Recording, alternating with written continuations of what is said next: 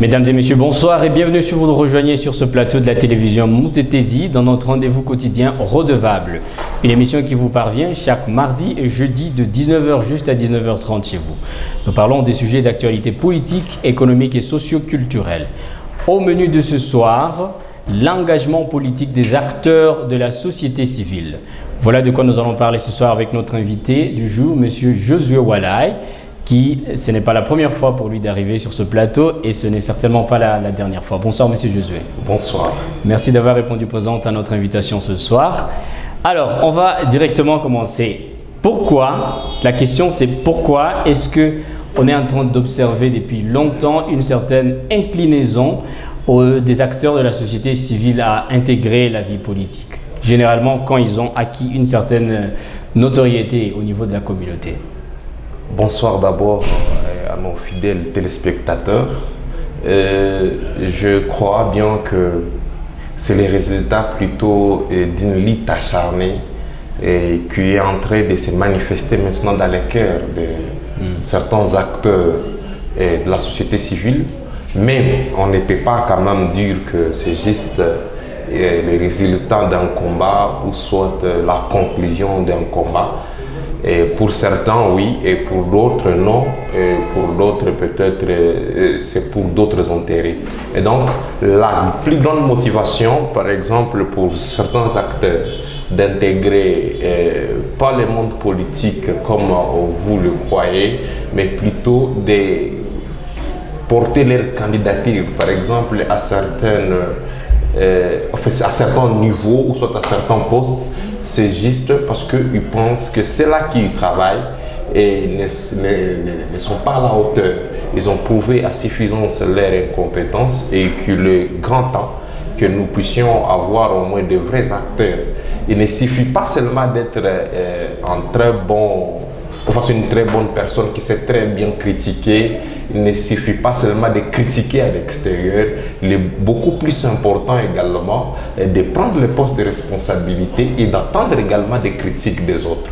Parce que si une fois nous voulons nous pérenniser juste en critiquant, ça sera aussi de notre part avoir la peur d'être critiqué. Et donc, il faut agir pour attendre des critiques après. Sinon, si on n'agit pas directement, si on reste juste en train de critiquer à l'extérieur, on sera à un niveau de complice du mal qu'on est en train d'observer. Je ne dis pas que tous ceux-là qui se sont engagés dans la politique, ils sont directement politiciens comme on le pense, parce qu'au Congo, il y a des personnes qui s'appellent politiciens, il y a également de vrais politiciens. Parce qu'il y a ceux-là qui font la politique comme leur gagne-pain et ils ne cherchent que leurs propres intérêts, ils ne cherchent qu'à s'enrichir davantage dans la politique, mais il y a également ceux-là qui pensent aller servir le peuple. Et c'est ça la différence. Je crois bien que l'engagement politique de certains acteurs, pas tous les acteurs, de certains acteurs, des vrais acteurs de la société civile est tellement justifié, est tellement fondé et c'est très important de regarder vraiment leur engagement avec trop de critiques, mais également avec trop de conseils, trop de suggestions et d'orientations, que de les critiquer, que voilà, vous avez échoué la lutte citoyenne. Ce n'est pas qu'ils ont échoué, mais c'est plutôt qu'ils sont arrivés à une limite quelconque. Ce n'est pas parce qu'ils ont des notoriétés. Il y a plusieurs acteurs de la société civile qui ne sont pas candidats et qui ne vont pas s'engager dans la politique, mais ils ont une notoriété élevée, que c'est là qu'ils vont s'engager. Et donc, ce qu'il faut comprendre autour de tout ça, c'est qu'il y a certaines personnes qui pensent arriver à leur limite. Après tout ce que nous avons fait mener comme action, tout ce que nous avons réfléchi comme piste de solution, on est heurté à un blocage, c'est qu'il y a un système qu'il faut ipso facto inféoder, et non inféoder d'esprit, mais inféoder physiquement pour influencer ce système à changer les choses. Sinon, si on reste à l'extérieur, on sera seulement en train de critiquer et on sera en train de se récréer. Ça sera considéré comme une récréation parce qu'on n'a pas de vrais acteurs à qui on peut amener nos doléances. On n'a pas de vrais acteurs qui peuvent parler au nom de cette population et on n'a pas de vrais acteurs qui peuvent quand même influencer la politique actuelle. Et donc, on a besoin des personnes qui ont fait quand même une lutte, qui ont critiqué. Et que eux aussi soient quand même représentent ces peuples et qu'ils soient également à leur tour critiqués et soient également à leur tour orientés, soient également à leur tour conseillés et voir si réellement ils étaient des vrais enjeux du changement. Merci beaucoup.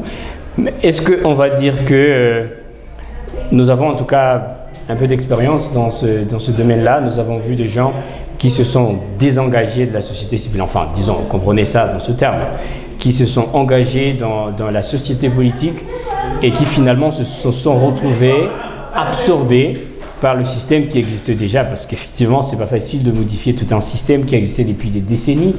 Alors, comment on va dire? Est-ce que vous êtes sûr que l'engagement politique constitue un gage pour ce genre d'aller modifier tout un système qui existait depuis des décennies? Vous savez, l'engagement citoyen, j'aimerais un peu vous montrer que sortir de la société civile ou être de la société civile, soit être de la société politique, comme vous l'appelez, ce qui est plus important, ce n'est pas d'appartenir à une quelconque société. Parce qu'il y a même l'incompétence dans la société civile. Il y a également l'incompétence dans la société politique. Et ce qui est plus important, c'est l'engagement citoyen. Parce qu'on peut être engagé, même dans la politique, nous maîtrisons certains jeunes, certains acteurs politiques, que parfois on manque de critiques à leur donner par rapport à leurs actions, pourtant ils sont engagés dans la politique. Mais également, nous savons des gens qui sont dans la société civile qui n'inspirent pas confiance. Et donc, ce qui est plus important, c'est l'engagement citoyen. Comprendre qu'il faut d'abord être engagé, il faut avoir l'esprit patriotique pour que nous puissions s'engager dans la politique.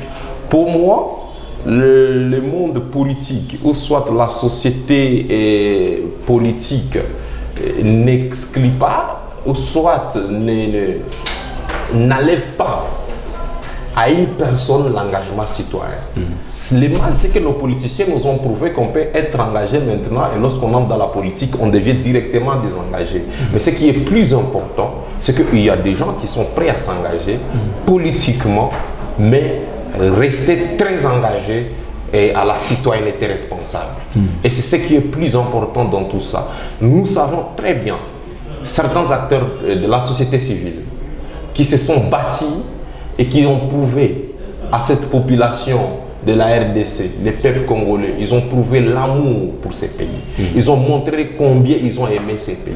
Parce que sans salaire, sans mandat de la population, ils se sont bâtis. Je ne les vois pas aujourd'hui avec un mandat de la population, avec l'accompagnement de la population, se désengager des problèmes de cette population.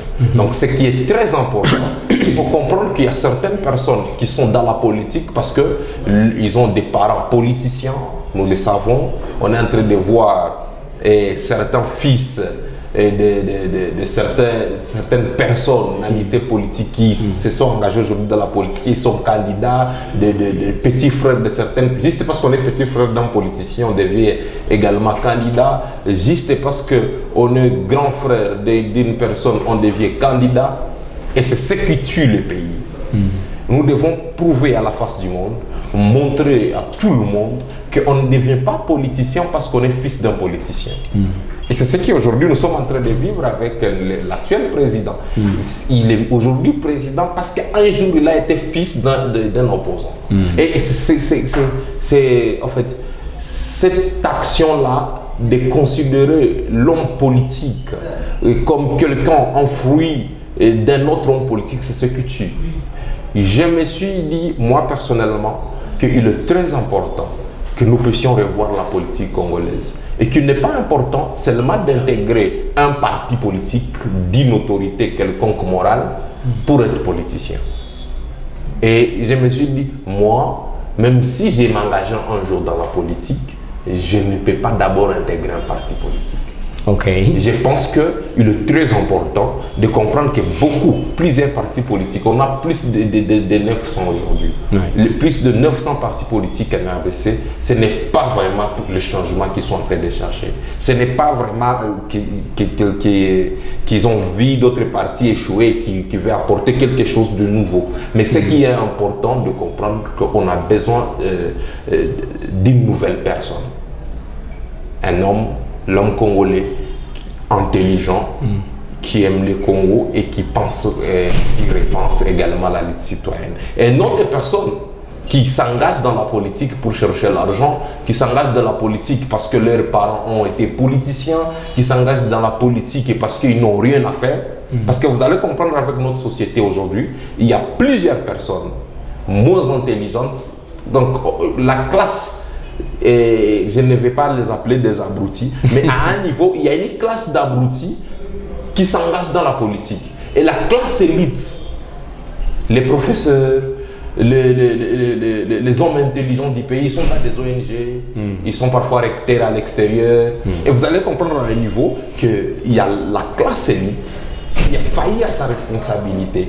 Et donc, on a des députés incapables d'apporter le changement. On a des députés incapables de plaider pour le pays. On a des députés qui ne passent qu'à leur temps à de créer des fondations, les peu d'argent qu'ils peuvent trouver, montrer qu'ils peuvent faire des actions caritatives. Je n'en disconviens pas, ce n'est pas mauvais, mais il est très important d'abord de remplir sa mission. Faire sa mission, c'est ce qui va prouver qu'on est intelligent. Faire ce qu'on doit faire. Imaginez-vous avec notre électorat aujourd'hui, ou soit c'est là qui nous représente, particulièrement dans la ville de Goma, où on a 5 députés nationaux aujourd'hui. On a juste peut-être un seul qu'on voit un peu se démarquer. Mais les autres, vous allez comprendre qu'ils sont dans une récréation, ils se récréent là-bas, ils n'ont rien à faire. Ils n'ont absolument rien apporté de nouveau. Et c'est ce que nous voulons voir, les changements de la classe politique, rajeunir la classe politique, pas rajeunir d'âge seulement, mais avec une nouvelle intelligence créatrice et une nouvelle intelligence révolutionnaire qui peut quand même apporter cette révolution citoyenne au sein des institutions du pays. Et la révolution ne doit pas seulement rester dans la rue, la révolution ce n'est pas seulement pour les petits citoyens. La révolution d'ailleurs doit aussi toucher des institutions pour que nous puissions avoir des institutions fortes, révolutionnées et que le monde extérieur puisse avoir peur de nos institutions. Aujourd'hui, nos institutions sont violées. Aujourd'hui, plusieurs personnes violent même l'intégrité nationale de notre pays et certaines personnes qui nous représentent ferment leur bouche tout simplement, ou soit participent de près ou de loin. On a un député soupçonné de collaborer avec les agresseurs qui est maintenant aux arrêts actuellement. Tout simple, on a ce genre de personnes dans notre pays, quelqu'un élu député, mais qui complote avec ceux-là qui vous agressent. Donc, à un niveau, on comprend qu'il y a une classe élite qui a échoué. Et ou soit, il faut dire qu'il y a une classe qui pense être élite. Mais la classe élite, je pense que cette classe est en train de renaître.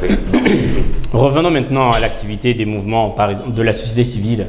On peut parler pratiquement des mouvements citoyens, par exemple.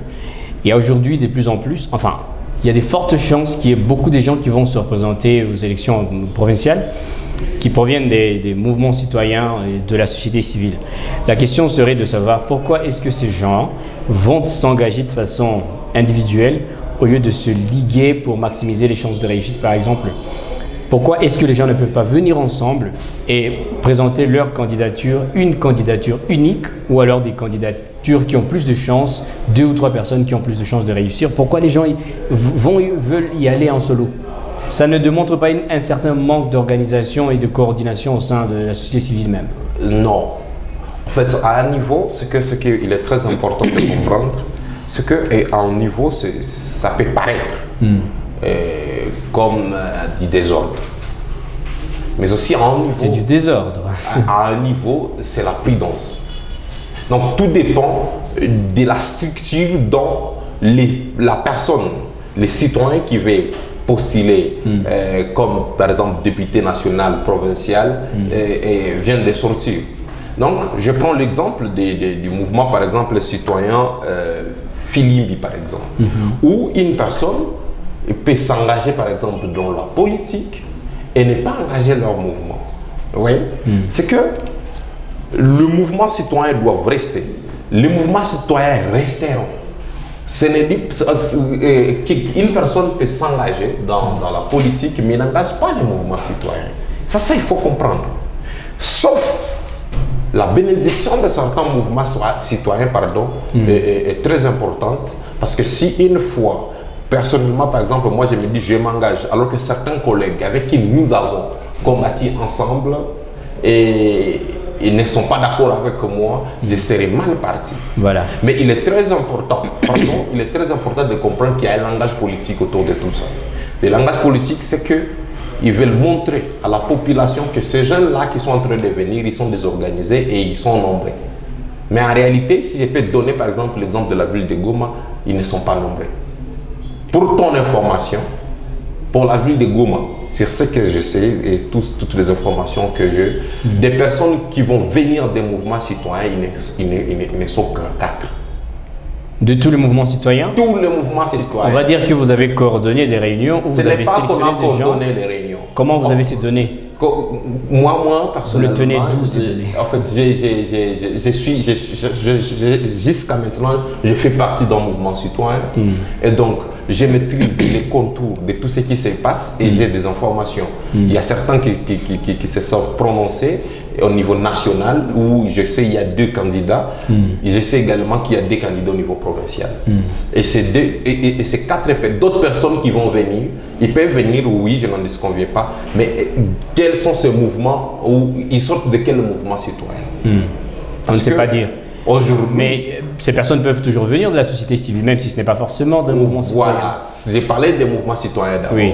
La société civile, jusque-là, si on peut parler des composantes de la société civile, et je vois certaines personnes, oui, mais qui ne viennent pas du mouvement citoyen. Ça, je suis sûr, et je le dis avec une conviction. Il est très important de comprendre qu'on veut détruire la jeunesse, en montrant qu'il y a beaucoup de candidats jeunes. Mais je vous assure, on est par exemple dans cette ville de Goma où on doit avoir un minimum de respect et de reconnaissance à certains jeunes. Il ne suffit pas d'être jeune d'âge pour se comparer à certains jeunes. Il y a des jeunes là qui se sont engagés et qui se sont bâtis. Et il y a d'autres jeunes qui ont observé. Ça, il faut noter. Il y a d'autres jeunes qui ont observé d'autres personnes se battre. Et aujourd'hui, ils sont en train de s'élever en disant que voilà, c'est nous la jeunesse, on veut porter la voix plus haut. Et même en voyant le parti politique, là où ils sont en train d'intégrer, on comprend qu'ils sont en train d'accompagner ceux-là qui ont ruiné les pays. Et donc, à un niveau, il faut vous allez voir les candidatures de jeunes, voir les partis politiques d'où ils vont venir, voir quels sont les jeunes qui vont l'accompagner. Imaginez-vous un Josué Walai, aujourd'hui, intégré PPRD. Ce n'est pas concevable. Hein? C'est inconcevable. Imaginez-vous un Josué Walai intégrer un parti de l'Union sacrée. C'est inconcevable. Inconcevable. C'est gratifier la médiocrité.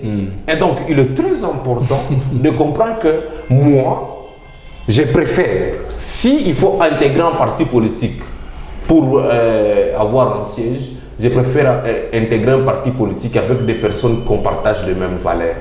Et non des personnes qui m'ont torturé hier, aujourd'hui deviennent des amis, tout simplement parce que soit ils m'ont donné l'argent, tout simplement parce qu'ils ont accepté m'aligner quelque part. Et pour moi, ça ne passe pas. Ça ne passe pas. C'est ça mon idéologie. Je crois. Je comprends. Je crois qu'il est très important. On est en train de nous voir à la télé. Il est très important que notre population puisse comprendre qu'il y a certains partis politiques qu'il ne faut pas accompagner. Pas des hommes. Donc, une personne qui vient d'une telle source ne peut jamais produire l'eau pure. On ne peut venir de la suivre et penser qu'on va venir amener la lumière. Il faut sortir du camp de la lumière. Il y a ceux qui s'appellent aujourd'hui qui sont au bon côté de l'histoire. Ben, je voudrais quand Mais même... quel est le bon côté de l'histoire? Ben, ça peut être un concept relatif. Non, ce n'est pas relatif. Ça peut être relatif. Non, ce n'est pas relatif. Mais je voudrais quand même que l'on ne se lance pas sur le terrain d'une sorte d'anti-campagne de certaines personnes, parce que là n'est pas vraiment le but. Mais disons, par exemple, si on doit revenir sur la société civile, est-ce qu'on ne peut pas craindre que dans les jours à venir qui viennent, qu'il y ait une sorte de relâchement des luttes qui étaient déjà en cours? Vous savez qu'il y a quand même des luttes qui sont en cours. Je prends un petit exemple comme la lutte anti-MONUSCO qui a semblé produire quelques résultats et nous attendons voir ce que ça va donner au bout de cette année. Est-ce que si les grands acteurs qui chapeautaient ces luttes venaient à intégrer la politique directement, on ne peut pas craindre qu'il y ait un relâchement de ces luttes-là qui étaient déjà en cours? Je vous ai dit au commencement qu'on va maintenant, il faut faire la politique autrement. Et cette conception de l'homme politique congolais doit maintenant s'arrêter. On ne doit pas comprendre qu'un homme politique congolais, c'est celui-là qui aime l'argent. Un homme politique congolais, c'est celui-là qui ne doit pas parler lorsque sa population est en train de souffrir.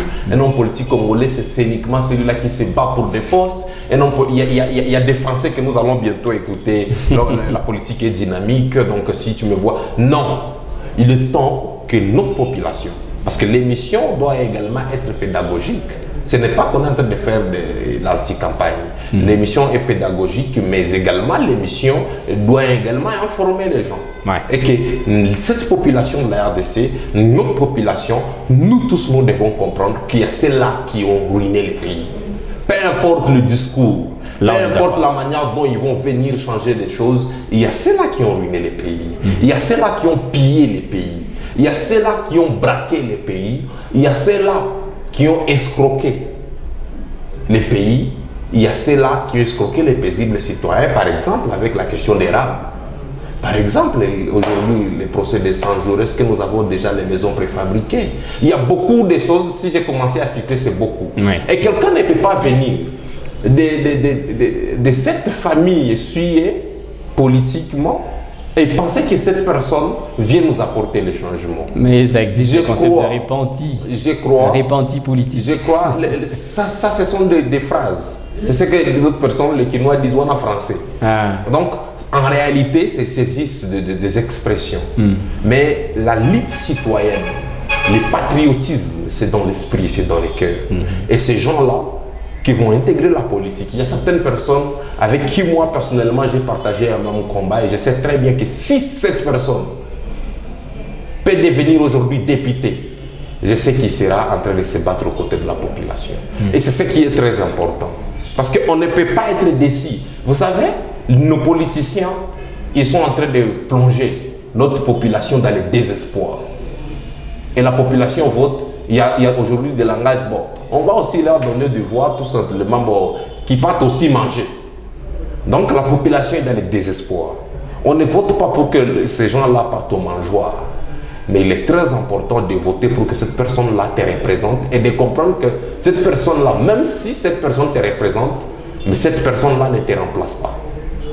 Et la lutte citoyenne doit rester. Aujourd'hui, nous avons des difficultés dans la lutte citoyenne. Et je crois que parmi c'est parmi les solutions, si on peut voir aujourd'hui certaines personnes qui se sont bâties aujourd'hui plus de 10 ans, sans la bénédiction de cette population, se battre maintenant avec la bénédiction de cette population, on verra les changements. Et il est très important de comprendre qu'il y a des esprits. Moi, par exemple, si une fois, demain, je devenais député, je vous assure, si à mon niveau, j'ai fait tout ce que je peux faire et que je me sens bloqué, je vais faire recours à notre population parce que je peux représenter la population, mais je ne remplace pas. On doit mobiliser la population d'agir. Des manifestations doivent continuer. Rien ne va restreindre les actions citoyennes. Les actions citoyennes vont rester. Et d'ailleurs, les actions citoyennes vont s'intensifier parce que on verra maintenant, la population comprendra qu'il y a déjà certaines personnes qui portent les flambeaux de la lutte et qui seront en train de donner le mot d'ordre de la population. Parce qu'à un niveau, il y avait aussi cette cacophonie où on avait des leaders dans le monde de la société civile, mais la population ne savait pas qui croire. Mais bientôt là, il y aura une lumière. Et je t'assure que même à la présidence, pour moi, je pense qu'il faut une personne qui vient de la société civile. Moi, personnellement, je ne vois pas une personne parmi tous ces gens qui sont en train de se battre et aujourd'hui ils commencent à s'entretuer et s'auto-arrêter, s'auto-accuser. Représenter ces pays. Il n'y a personne. Mais être à la magistrature suprême, je ne peux pas dire qu'il n'y a personne. Il y a une personne qui va venir de la société civile et qui sera président de ces pays. Est-ce que la société civile en général et les mouvements citoyens par exemple avaient un plan d'action? Plan d'action Est-ce qu'il y avait un plan d'action? Est-ce que ce plan d'action existe aujourd'hui? En fait, vous savez, lorsqu'on parle de plan d'action, les plans d'action c'est trop complexe. On ne peut pas parler de plan d'action, on peut parler de la vision, des objectifs. Et toutes les actions sont rangées derrière. S'inscrire dans cette vision, dans ces objectifs. objectifs. Mais est-ce qu'il s'agit de vision-là? C'est écrit? Est-ce que c'est des éléments qui sont couchés par écrit? Bien sûr. Ou alors c'est des éléments... Bien sûr, pour ceux-là qui voudront savoir, par exemple, avec le mouvement citoyen Lucha, quelle est sa vision, ses objectifs, ses valeurs, ses principes, peuvent me contacter après. Mais est-ce qu'il y a quand même une feuille de route? On va dire par exemple, écoutez, l'idée c'est est-ce que si par exemple les grands acteurs du mouvement venaient à s'engager dans la politique et que dans les manifestations, vous ne serez pas toujours là avec la population, par exemple, si vous devenez représentant de la population, est-ce qu'il y a quand même une feuille de route à partir de laquelle d'autres personnes peuvent venir après vous et continuer la lutte? Bien sûr. Tout le monde aujourd'hui, il y a des portes ouvertes dans des mouvements citoyens. Donc, tout citoyen doit intégrer des mouvements citoyens. Moi, j'ai toujours dit, et d'autres personnes avec qui peut-être ils nous ont précédés dans la lutte, c'est que on a juste des cas. Si on n'est pas dans les mouvements citoyens, donc on est lâche. Soit tu es lâche, soit tu es dans les mouvements citoyens. Donc, pourquoi j'ai dit ça? Il y a beaucoup de personnes qui pensent qu'être dans un mouvement citoyen, c'est faire la rue seulement. Au-delà de faire la rue, au-delà des structures, Lucha, Filimbi, Nasema Sasa et d'autres mouvements citoyens, Dichola Raïa, au-delà de tout ça, il y a maintenant l'esprit. Voilà pourquoi on disait que la Lucha, c'est un état d'esprit. Et donc, on peut quitter la Lucha structure, mais l'esprit Lucha, c'est ce qu'il faut amener dans les institutions. Pour finir, M. Josué. Il faut révolutionner les gens, il faut créer, il faut révolutionner la population. Parmi les objectifs, c'était ça, rendre la population exigeante. Vous savez, rendre cette population exigeante, c'est d'abord faire sortir cette population de la dépendance de l'homme politique congolais. Aujourd'hui, il y a une crise économique. Mais ça, c'est un concept. C'est un concept. C'est un concept et c'est très réel. Vous savez, c'est le surnaturel qui guide le naturel. Ne pensez jamais à faire des pratiques sans théorie. On commence par la théorie et pour que nous puissions plonger dans la pratique. Josué. Vous savez, si aujourd'hui nous sommes le pays là où il est, c'est parce qu'il y a des personnes qui n'ont jamais pensé, même un jour, être autorités, qui sont autorités aujourd'hui. Ah oui. Et maintenant, c'est parvenu. Là, ils sont autorités, mais il y a des gens, pas des parvenus, et qui ne pensaient même pas un jour qu'ils seront, qui peuvent même postuler comme candidats, même au niveau des chefs d'avenir. Ils étaient juste animés par l'esprit patriotique. Revenons à la dernière question, comme le temps nous presse. C'est ce qui compte beaucoup dans tout ce que nous pouvons faire. Donc, je ne peux pas fermer ma bouche face à cela. C'est que l'esprit, c'est d'abord ce qui compte. Toutes choses, les structures vont se vider. C'est les Français que nous sommes en train de voir. La lutte est en train de se vider, la lutte n'a pas de la question à laquelle je voudrais que vous répondiez, c'est finalement, si jamais cet événement arrivait à se produire et que beaucoup participent, Qu'est-ce qui vous fait croire que les mouvements citoyens et la société civile va maintenir la même pression sur les autorités? Qu'est-ce qui vous fait croire? Pas la même pression. Mais oui, parce que les acteurs... La pression va croître. Parce que nous, on faisait la pression uniquement dans la rue. Il y aura une pression dans la rue. Il y aura également une pression dans les institutions. Et c'est ce que nous voulons créer aujourd'hui. Ne pensez pas que les gens sont en train de s'engager uniquement pour ça. On est en train de s'engager pour avoir une pression au sein des institutions et avoir des personnes qui vont mener des pressions au sein même de la population de la rue. Et c'est ce qui va créer maintenant les résultats, ce qui va produire des résultats, pardon. Et ces résultats-là, je vous assure, si on parvenait à élire certaines personnes qui ont fait preuve de patriotisme dans ces élections, au courant de ces élections, dans 2 ans, 1 année, nous allons commencer à palper les changements. Ce n'est pas l'utopie, mais je vous assure, aujourd'hui, on ne se nourrit que de l'espoir. Et je vous assure que nous avons espoir que ce pays va renaître, mais par les fils de ces pays qui ont fait preuve de sacrifice, qui ont fait preuve de patriotisme et qui ne cessent aujourd'hui de se battre aux côtés de la population pour voir cette lueur d'espoir, pour voir cette lumière au bout du tunnel du Congo. Et ça, c'est partout. Que ce soit au niveau de la présidence, que ce soit au niveau de l'Assemblée nationale, au niveau de l'Assemblée provinciale, je vous assure qu'on est en train de se battre pour ça. Merci beaucoup, Monsieur Josué, pour votre intervention de ce soir. Des acteurs qui vont lutter dans les institutions et d'autres qui vont continuer à mener la lutte sur terrain. Voilà donc le dernier message sur lequel nous allons clôturer notre numéro de ce soir. Merci donc d'avoir été de notre Monsieur Josué. Nous espérons vous avoir dans une prochaine occasion. Merci mesdames et messieurs de nous avoir suivis. On se retrouve donc très prochainement. Portez-vous bien et bonne soirée à tout le monde. Au revoir. Ciao.